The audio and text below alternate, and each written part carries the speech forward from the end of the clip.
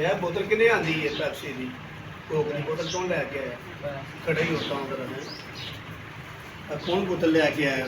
खाने वास्ते पीने वास्ते तुम खाना खान लगे तो बोतल लैंदी है कौन लैके आया पुत्र अज तो बाद बोतल पीनी नहीं सुनते पे अज तो बाद बोतल जिंदगी कदे नहीं पीनी है मुझे दसो तुम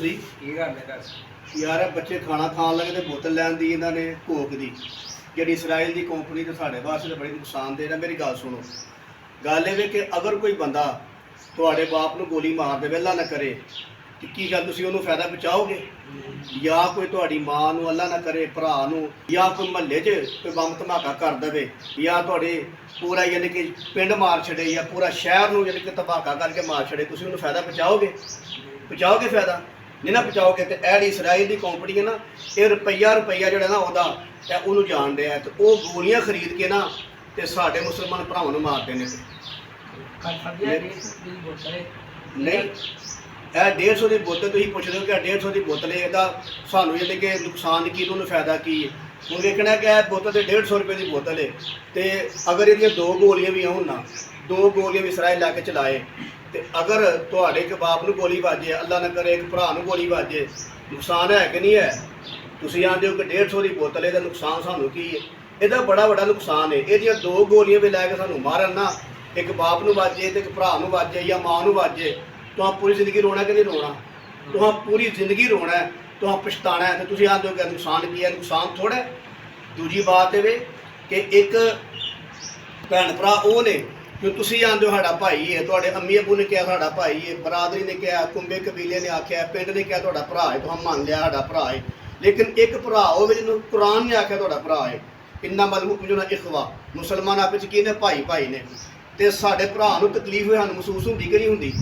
भरा माँ भैन सूँ महसूस होंगी है ना अं तकलीफ महसूस करते हैं इंज जो गजा के मुसलमान ना वो साढ़े भरा ने उन्होंने तकलीफ हो सानू महसूस होनी चाहिए है। अल्लाह ताला कुरान जो फरमाता है कि मुसलमान भरा ने और हदीस मुबारक चाहता है कि मुसलमान जोड़े ने आपे एक जान ने मुसलमान आपे एक जान ने तो जो एक जान में जिसम के किसी हिस्से की तकलीफ होती है ना तो पूरा जिसम महसूस करता है कि नहीं करता पूरा जिसम महसूस करता है। इंज ही असी मुसलमान जोड़े आ ना गजा के मुसलमान पाकिस्तान के मुसलमान असी सारे माशाअल्लाह एक जान आ अगर उत्थे बैठे मुसलमान को तकलीफ आवे ना तो सानू महसूस करनी चाहिए क्योंकि हदीस मुबारक चाहता है कि मुसलमान आपस एक जान ने। तो मेरे अजीज भाईओ ऐड ना अज तो बाद तुहां बोतल नहीं पीनी बाहर रोड छड़ने रोड नहीं इस वास्ते नहीं कि रोड़ा के पैसे तुहाडे लग गए रोड़ा के बोतल पैसे तुहाडे लग गए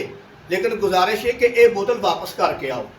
यह बोतल वापस करना है वापस करके पैसे लैके आओ तो मैं तुहानूं होर पैसे पा के अपने को खरबूजा लै देना तुहानूं दवाना लै देना वो तुसीं खाओ इनू रोड़ना नहीं रोड़ोगे पैसे तो तुहाडे पहुँच गए इसराइल नूं ठीक है इनू तुहां वापस करना है वापस करके ते पैसे जिहड़े की गल बुला साहब ऐनी गल ठीक है ना वापस करके ते पैसे लैके आओ तो तुहानूं उहदे मुतबादल में तुहानूं कोई होर शै खवा देना तो अज तो बाद याद रखियो तुसां यह बोतल नहीं पीनी गल याद रहेगी ना जी हाँ। तो जोड़े गजा के मुसलमान ने असीं अपनी अखी वेखने आपे पूरा शहर जड़ा ना इस इसराइल ने इस बेईमान लानती लोगों ने तबाह कर छड़िया निके निके बच्चे मासूम बच्चे जड़े ने उन्होंने सामने माँ बाप उड़ गए ने निके निके बच्चे तकरीबन कोई 50-50 फुट जड़े ने वो उठे गए ने यानी कि धमाके उड्डे गए ने उन्होंने अम्मी अबू भैन भरा एन जुड़ते धमाके जो 40-50 फुट तक बंदा जाता सी तो दसो हाँ कि जिहदे इन्ने भैन भरा मर गए हो 15-20 घर के जी मर गए हो की ख्याल है उन्होंने दुख होंदा कि नहीं होंदा उन्होंने पुछ के वेखो उन्होंने दिल से की गुजरती है। कोई माँ कह रही है मेरे पुत का बाजू नहीं लभदा पिया कोई आंदी है मेरे भरा का सिर नहीं लभदा पिया किसी का बाजू उड़ गया किसी का सिर उड़ गया किसी की बांह उड़ गई है किसी का जिसम नहीं टुकड़े टुकड़े फट गया जिसम। तो अगर साडे नाल मामला बने सानूं दुख होंदा कि नहीं होंदा जिहड़ा साडे माँ बाप भैन भरा नाल इंज करे अज़ा उड़ जाण जिसम दियां बोटियां बोटियां हो जाण कि असीं फायदा पहुँचावांगे कदी नहीं पहुँचावांगे। तो इंज ही जिहड़े साडे मुसलमान भैन भरावां दी बंब मार के ते उन्हां दे जिसम पाश पाश करदे टुकड़े टुकड़े करदे यानी कि बाजू अलग सिर अलग धड़ अलग होइए क्या साडा हक बनदा फायदा पहुँचाइए उन्होंने सानूं कदी नहीं फायदा पहुँचाना चाहिए। लिहाजा कोशिश करो अज तो बाद तुसां यह मामला बोतल वाला नहीं करना इरादा करदे हो तुसीं भी करो अपने घरदिआं नूं भी आखो ਕਿ ਐੜੀ ਇਸਰਾਇਲ ਦੀ ਬੋਤਲ ਜਿਹੜੀ ਹੈ ਇਹ ਕੋਕ ਤੁਹਾਨੂੰ ਅੱਜ ਤੋਂ ਬਾਅਦ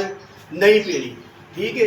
ਇਹ ਫਾਇਦਾ ਜਾਂਦਾ ਉਹਨਾਂ ਨੂੰ ਤੇ ਉਹ ਗੋਲੀਆਂ ਲੈ ਕੇ ਬੰਬ ਬਰੂਦ ਲੈ ਕੇ ਸਾਡੇ ਮੁਸਲਮਾਨ ਭਰਾਵਾਂ ਨੂੰ ਮਾਰਦੇ ਨੇ। ਤਾਂ ਅਗਰ ਸਾਡੇ ਜੀ ਇਨਸਾਨੀਅਤ ਹੈ ਨਾ ਕਿ ਸਾਨੂੰ ਭਰਾ ਨੂੰ ਕੋ ਮਾਰੇ ਸਾਨੂੰ ਤਕਲੀਫ ਹੁੰਦੀ ਹੈ, ਉਹ ਵੀ ਸਾਡੇ ਮੁਸਲਮਾਨ ਭਰਾ ਨੇ, ਸਾਨੂੰ ਇਹ ਤਕਲੀਫ ਮਹਿਸੂਸ ਕਰਨੀ ਚਾਹੀਦੀ ਹੈ। ਜਿਵੇਂ ਅੱਲਾਹ ਦੇ ਪਾਕ ਪੈਗੰਬਰ ਨੇ ਫਰਮਾਇਆ ਕਿ ਮੁਸਲਮਾਨ ਆਪਸ ਵਿੱਚ ਇੱਕ ਜਾਨ ਹੈ, ਲਿਹਾਜ਼ਾ ਇਨਕਮ ਕਰੋ। ਇਹ ਬੋਤਲ ਜਿਹੜਾ ਨਾ ਰੋੜ ਨਹੀਂ ਮਿਲਦੀ, ਰੋੜ ਹੋ ਕੇ ਤੇ ਜ਼ਾਇਆ ਹੋ ਜਾਏਗੀ, ਇਹਨੂੰ ਵਾਪਸ ਕਰਨਾ ਹੈ, ਵਾਪਸ ਕਰਕੇ ਪੈਸੇ ਲੈ ਕੇ ਆਓ ਤੇ ਮੈਂ ਪੈਸੇ ਪਾ ਕੇ ਤੁਹਾਨੂੰ ਹੋਰ ਸ਼ਹਿਰ ਕੀ ਖਾ ਲੈ ਬਲਾਸ ਸਾਹਿਬ, ਇਹਨਾਂ ਨੂੰ ਪੈਸੇ ਪਾ ਕੇ ਹੋਰ ਸ਼ਹਿਰ ਦਵਾਣਾ ਲਿਆਓ, ਖਰਬੂਜ਼ਾ ਲੈ ਤੁਹਾਨੂੰ ਖਵਾ ਦਿੰਦੇ ਆ। ਅੱਜ ਤੋਂ ਬਾਅਦ ਤੁਸੀਂ ਇਹ ਬੋਤਲ ਨਹੀਂ ਪੀਣੀ। ਅਸੀਂ ਜਿਹਾਦ ਨਹੀਂ ਕਰ ਸਕਦੇ, ਉੱਥੇ ਜਾ ਨਹੀਂ ਸਕਦੇ, ਅਸੀਂ ਕਮ ਤੋਂ ਕਮ ਇਹ ਜਿਹਾ ਆਪਣਾ ਈਮਾਨ ਦਾ ਜਜ਼ਬਾ ਵਹਾਈਏ ਨਾ ਕਿ ਸਾਡੇ ਅੰਦਰ ਈਮਾਨ ਦੀ ਕੁਵਤ ਮਾੜੀ ਜੀ ਹੈ ਵੇ ਕਿ ਅਸੀਂ ਇਸਰਾਈਲ ਨੂੰ 1 ਰੁਪਏ ਦਾ ਫਾਇਦਾ ਵੀ ਨਹੀਂ ਪਹੁੰਚਾਉਣਾ। ਹੁਣ ਇਹ ਕੰਮ ਕਰੋ, ਬੋਤਲ ਲੈ ਕੇ ਤੂੰ ਬੋਤਲ ਲੈ ਕੇ ਆਇਆ, ਇਹ ਪੁੱਤਰ ਬੋਤਲ ਵਾਪਸ ਕਰਕੇ ਆ, ਵਾਪਸ ਕਰਕੇ ਆ, ਉਹਨੂੰ ਦੇ ਕੇ ਆ ਤੇ ਪੈਸੇ ਲੈ ਕੇ ਆ,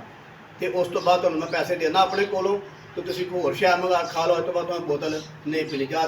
ਦੇ ਕੇ ਆ ਬੋਤਲ, ਸ਼ਾਬਾਸ਼।